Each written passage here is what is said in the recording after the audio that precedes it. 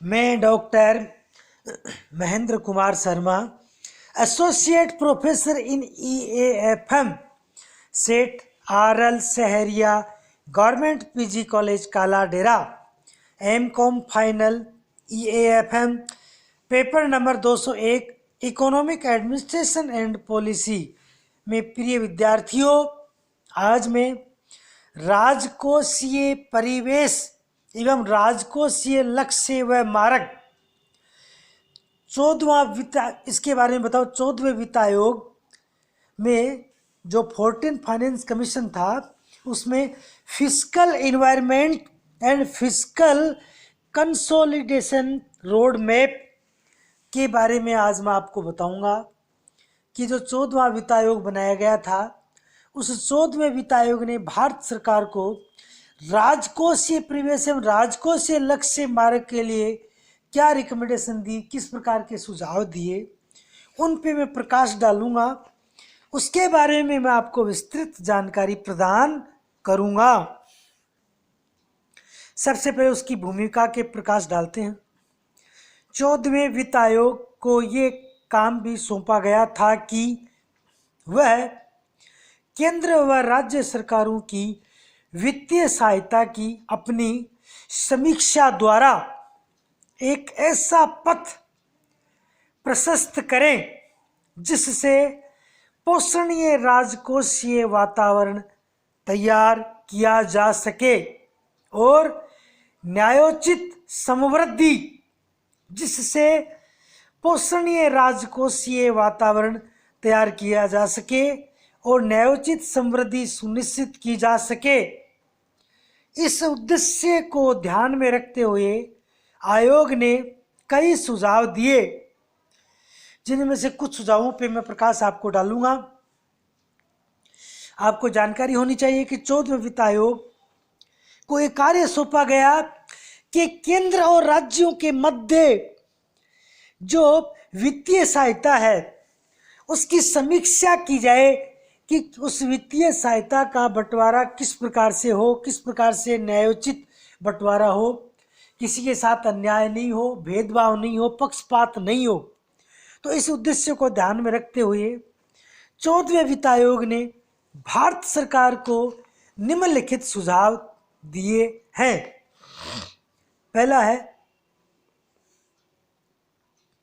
वर्ष सन 2016-17 से शुरू करके 2019-20 की संपूर्ण अवधि में केंद्रीय सरकार के राजकोषीय घाटे की उच्चतम सीमा सकल घरेलू उत्पाद की 3% होगी।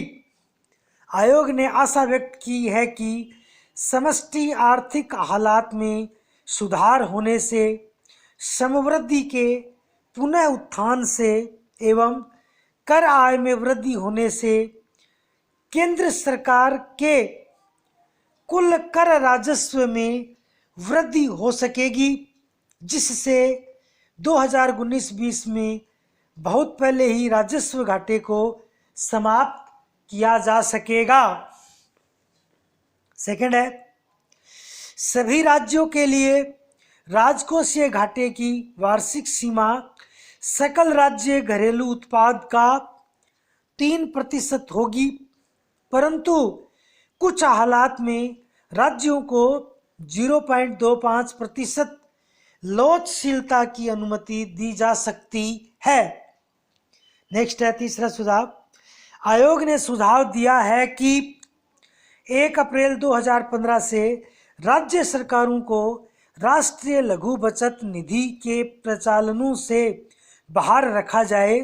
जहां तक दिनांक 1 अप्रैल 2015 से पहले NSSF के प्रचालनों के लिए राजकोषीय बोझ का प्रश्न है, चूंकि ये स्कीम पूर्ण रूप से संघ सरकार द्वारा प्रशासित थी, इसलिए उस तारीख तक खर्च किया गया राजकोषीय बोझ का कोई भी भाग राज्यों के ऊपर नहीं डाला जाना चाहिए।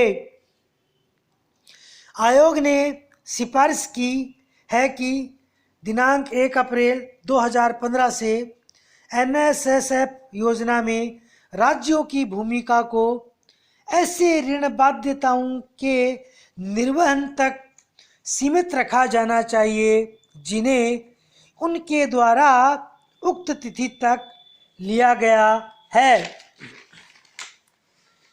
उसके नेक्स्ट,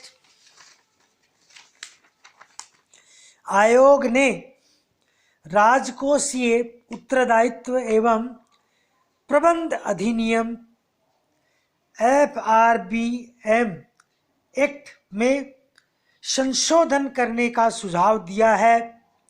इस संदर्भ में आयोग ने राज्य सरकारों को अपने अपने FRBM एक्ट में इस तरह से संशोधन करने का सुझाव दिया है कि जिससे राजकोषीय घाटे के लिए लोचशील सीमाओं की व्यवस्था की जा सके। जहां तक केंद्र सरकार का संबंध है, आयोग ने सुझाव दिया है कि वह अपने FRBM एक्ट में राजकोषीय लक्ष्य व मार्ग निर्धारण को प्रतिबिंबित करने के लिए आवश्यक संशोधन कर प्रभावी राजस्व घाटे की परिभाषा का त्याग करे तथा एक स्वतंत्र राजकोषीय संस्था के गठन की व्यवस्था करे। लास्ट पॉइंट है 5वां, राजकोषीय प्रबंधन कानून को और अधिक न्याय संगत, तर्कसंगत बनाने के लिए आयोग ने सुझाव दिया है कि केंद्र सरकार मौजूद FRBM एक्ट के स्थान पर नए विधान उच्चतम ऋण सीमा एवं राजकोषीय उत्तरदायित्व विधान को अपनाने और उसके प्रमुखता से प्रस्ताव में स्पष्ट रूप से संविधान के अनुच्छेद 292 की चर्चा करे। तो 14वें वित्त आयोग ने केंद्र और राज्य सरकारों के मध्य वित्तीय सहायता के बंटवारे के लिए या वित्तीय संबंधों को सुदृढ़ और मजबूत बनाने के लिए इस प्रकार से ये सुझाव दिए हैं और इन सुझावों के द्वारा केंद्र और राज्य सरकारों के बीच वित्तीय जो लेन देन है, वित्तीय सहायता का बंटवारा है, उनमें कुछ हद तक सहायता मिलेगी और आपस में उनके आर्थिक हितों का बंटवारा अच्छी तरीके से हो सकेगा। नेक्स्ट है, सहयोगात्मक संघवाद की दिशा में 14वें वित्त आयोग ने अपने रिकमेंडेशन दी है कि भी आपस में जो सहयोग की भावना होनी चाहिए, केंद्र और राज्य सरकारों के मध्य सहयोगात्मक व्यवहार होना चाहिए जिससे कि देश और राज्यों का आर्थिक विकास द्रुत गति से बढ़े। 14वें वित्त आयोग ने इस बात की आवश्यकता पर जोर दिया है कि केंद्र सरकार से राज्यों को किए जाने वाले अंतरणों में मनमानी नीतियों को रोकने के लिए, अंतरणों को बेहतर व्यवस्था करने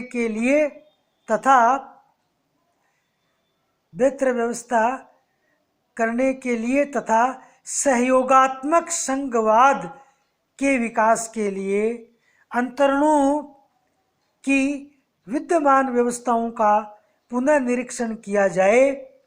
ये बात उन अंतरणों के लिए कही गई है जो कि वित्त आयोग के परिप्रेक्ष्य में नहीं है। आयोग ने इस संदर्भ में एक नई संस्थात्मक व्यवस्था के गठन का सुझाव दिया है जिससे सहयोगात्मक संघवाद का ढांचा मजबूत किया जा सके। इस नई संस्थात्मक व्यवस्था के उद्देश्य ये होंगे, पहला उद्देश्य है राज्यों में उन सेक्टरों की पहचान जो केंद्र से राज्यों को अंतरणों के लिए पात्र हो। दूसरा पॉइंट है राज्यों के बीच वितरण के मानदंड निर्धारित करना। थर्ड, ऐसी योजनाएं तैयार करने में मदद करना जो कि राज्यों को कार्यान्वयन में उपयुक्त लचीलापन प्रदान करे। उसके नेक्स्ट है चौथा, क्षेत्र विशिष्ट के अनुदानों का निर्धारण और प्रावधान करना। आयोग ने यह सुझाव दिया है कि नई संस्थागत व्यवस्था निर्णय निर्माण प्रक्रिया में आंशिक और पर्यावरण संबंधी सरोकार का समेकन मंच बने। तो इस प्रकार से ये 14वें वित्त आयोग के द्वारा सुझाव दिए गए। धन्यवाद।